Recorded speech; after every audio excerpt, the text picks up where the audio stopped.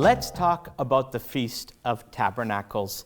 This 7-day celebration that follows the Feast of Trumpets, or Rosh Hashanah, then Yom Kippur, which is the Day of Atonement, and then 3 days later we have the Feast of Booths, or Tabernacles, or as we know it in Hebrew, Sukkot. I'll read with you from Leviticus chapter 23. And then the Lord spoke to Moses, verse 33, "Speak to the people of Israel, saying, on the 15th day of the 7th month, for 7 days is the Feast of Booths, or Tabernacles. To the Lord, on the first day shall be a holy convocation. You shall not do any work, and you are to present food offerings to the Lord.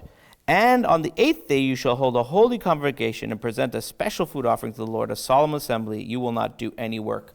This is one of the greatest and most celebratory holidays on the Hebrew biblical calendar.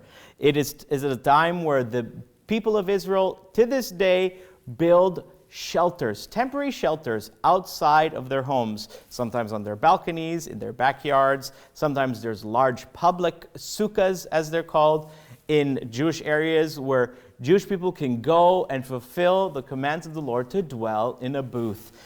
Religious Jewish men will even sleep in the booth. They eat in the booth. They pray in the booth. It is a wonderful time, and it reminds them, of course, of the time in the desert when they dwelt in temporary shelters, but it also looks forward to a day where the Messiah will come and sukkah, or tabernacle, with his people. It is a special feast, and it's special to us as ICEJ, as we've been involved with the celebration of the Feast of Tabernacles for 40 years. We have put on a conference for Christians all over the world to come and fulfill the command of the Lord and the promise of the Lord, even according to the prophet Zechariah. And I'll read that with you.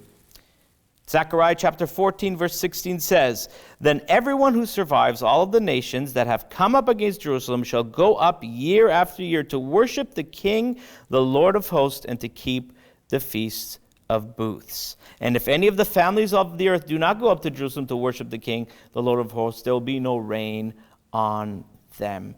And you can hear of the amazing testimonies, even in these past 40 years, of nations that have gone up, that have sent delegations to the Feast of Tabernacles in Jerusalem, and they have seen respective blessings in their nations. Friends, this is a beautiful picture of the Olam Haba, the world to come, when we will celebrate with the people of Israel and worship the King of Kings. On behalf of ICEJ Canada, for all of you celebrating the Feast of Tabernacles, we want to wish you a Hag Sameach.